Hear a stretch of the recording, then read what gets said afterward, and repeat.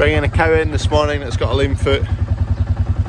Lulu's having a good time on the quad, so Dad's just going to grab those gates and we'll head back over to the cow and try and bring her in on our own.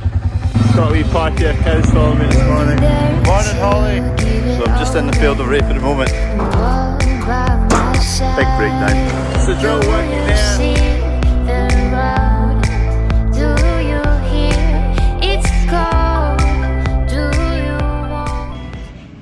Here it comes with a big pile of gates, so we'll get them set up and hopefully we can just get her out on her own. It might be a wee bit awkward. Come on! We've got the one we wanted, the rest are the way back out. Oh, she's gone the wrong way. You can see her foot, her back right. And we've given a good spray and an injection. So that cow had quite a sore foot. There was nothing obvious, there was a wee bit of swelling, but there's no like stone stuck between her hoof, or there's no tears or bursts or cuts or anything like that, so I think it's most likely a wee infection. So a wee bit of penicillin and also sprayed the area with a bit of blue spray, so hopefully it'll clear up. She's still putting a bit of weight on it, it's not really bad, but she is obviously in a wee bit of discomfort, so hopefully that'll clear her up. Keep an eye on her. Today's transport, T7210, 17 plate. It's Kev's. Well, it's ours, but it's Kev's main tractor. So I'm just away to pick up some oats. The reason I'm doing that is because in a few weeks there's a creep feeder coming, and we're going to make up a mix of feed for the calves to start eating. It'll include barley, oats, some rapeseed meal and minerals, just to start them getting going, start them kind of coming off of milk and grass. We'll still chew a lot of grass, but add kind of more supplementary inputs into the diet, a wee bit more protein. The oats will supply a good bit of fibre. So just a way to put a trailer on, it's full of rubbish, I need to empty it. Then I need to get to a weighbridge which is along the road, get a tear weight, head to one of our neighbours who's got some oats because we've sold all our oats. You can see the nets at the end there starting to come down. So that's since the guys have finished the roof, they don't need the nets anymore. Also, digger guys are arriving, so I think they're going to be filling in the gaps between the bottom of the concrete panels and the floor, so the concrete can't spill out underneath when we pour it. Kev's out with the topper. A couple of paddocks that are used by horses, getting thick. So giving them a blitz while we've got a bit of time to do that. Just here picking up oats. That's a serious drill. 8 metre. Compared to our 3, ours is just there to there. We're away for 2 tonne of oats. Back with exactly 2 tonne of oats. It's actually a resolution of 20 kilo on the weighbridge, so it'll be 1,990 kilo to 2,010 kilo, somewhere in there. But close enough, 2 tonne. That's what 2 tonne of oats look like. Oats are really light in comparison to wheat and barley, low density. Forklift's getting serviced, and also windscreen's getting replaced today, so we've not got it just now. Service guys out here just doing that just now. Not got too far to go with the nets. There's only 1 bay worth of nets still to come down, so see the net guys here and over there getting on with it now.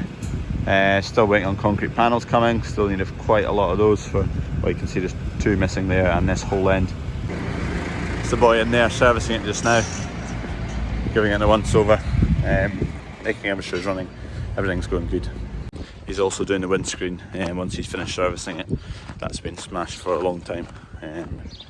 We meant to get it done a while ago, but just the time never came round and it was needing service, so do it all in a winner.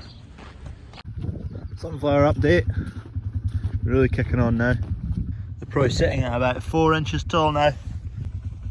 I don't think they could look much better at this stage. The sun is basically directly upwards, so they're all pointing upwards. So I'll come back later maybe, if I remember. I've got a new tool to fit to the quad bike, and it's basically a boom for spraying off the back of the quad bike, so I'll show you in a second. So this is a boom. There's mounts that are outside on the quad bike just now. Need to fit them up. and I've got a wee 3-way valve to put on this, and we've also got a lance, so we want to be able to do both. So 3-way valve onto there.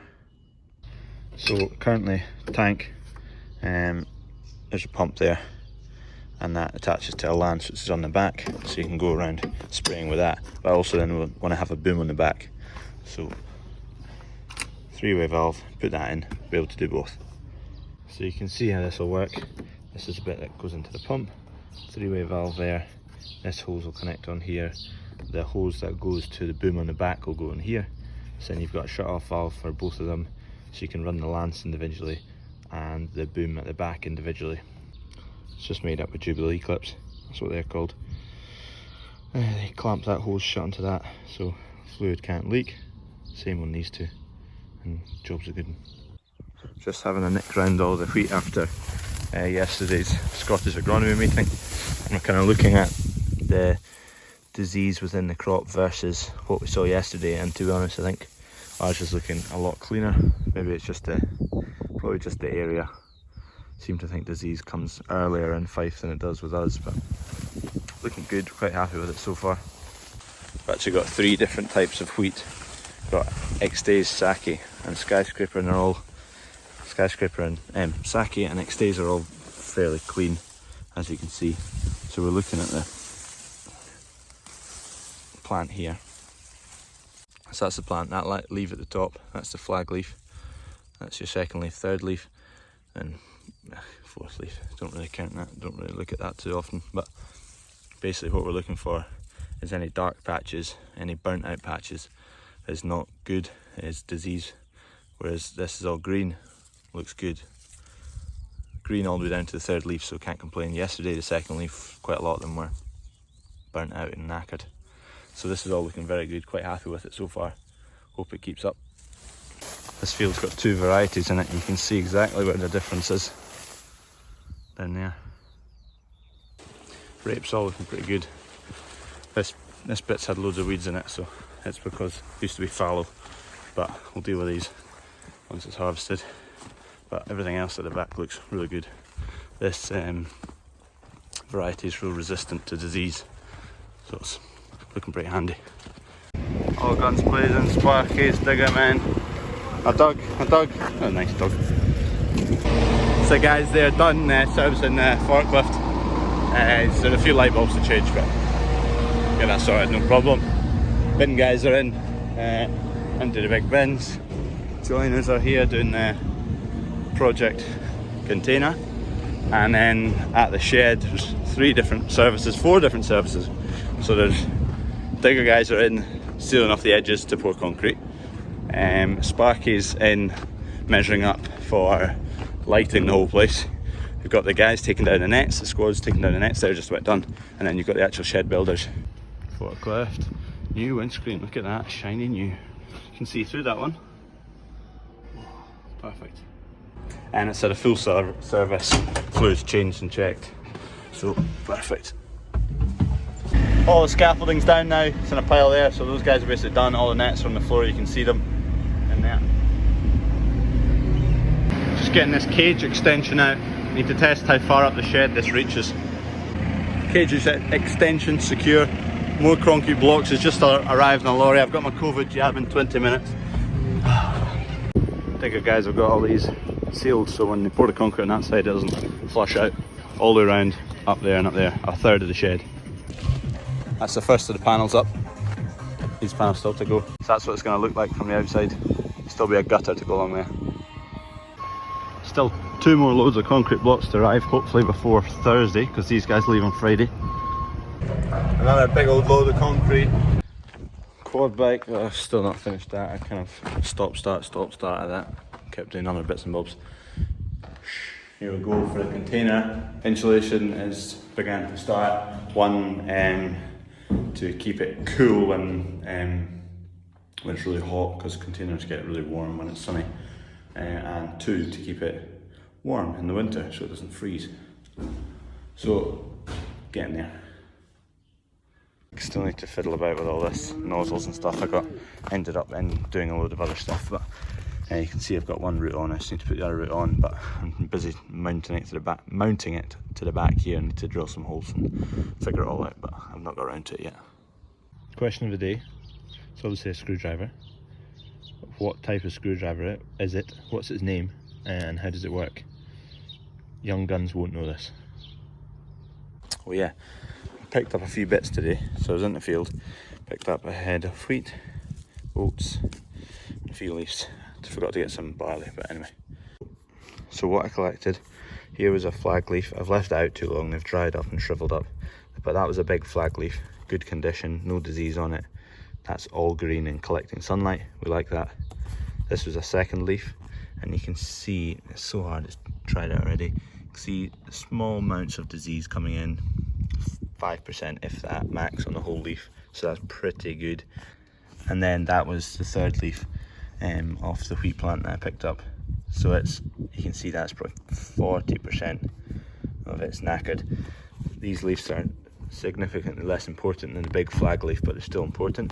Obviously they're further down on the plant, so then they're lower in the field, so the sunlight doesn't reach there as much. So most importantly is the big flag leaf right at the top. Generally speaking, wheat looked really good, really nice and clean. We grow clean varieties that effectively yield a bit less than the really high yielding ones, but the high yielding ones have a lot of disease in them, or they can do, so they don't yield high unless you have a really good disease-free year. So it's like, what do you choose? Really high up and down yields or consistent? We like to try and go consistent. Oats were looking pretty good, pretty clean again. One issue we had, well, we looked at and saw, is our winter barley. The heads are quite heavy, quite big, so that is because we missed a growth regulator spray because it was wet when the spray was meant to go on. I think it was probably in May. May was really wet. Missed out on that spray, and it meant the growth wasn't slowed down slightly, and the heads have been able to gain quite a bit of weight where we normally wouldn't have that or try to avoid that. So they're kind of lying over a wee bit, which is fine at this stage, but they've still got 4, maybe 5 weeks of growing to do and filling out. So they're only going to get heavier, and also we need to watch out for rain. So they'll be okay if it doesn't rain, but if you get a big heavy bout of rain, the moisture sitting on the head, it gets even heavier and it can start to lie flat. But can't do anything at this stage, just have to live with it, hope we don't get hammered with rain.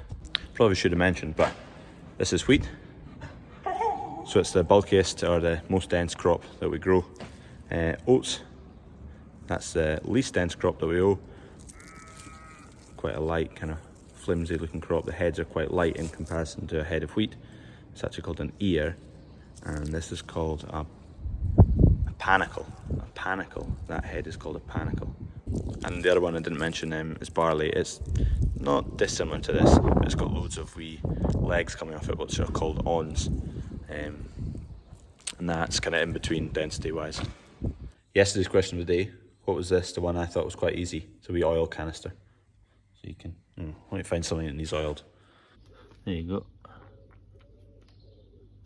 You just press the wee trigger, you fill that bit up with oil, unscrews, pull the trigger, oil comes out the wee nozzle. Topper's got a flat tire, or a shaft in it. Need to get it looked at. Kev was out on that all day, chopping all the grass, topping all the grass. Will you dare to give it over and walk by my side?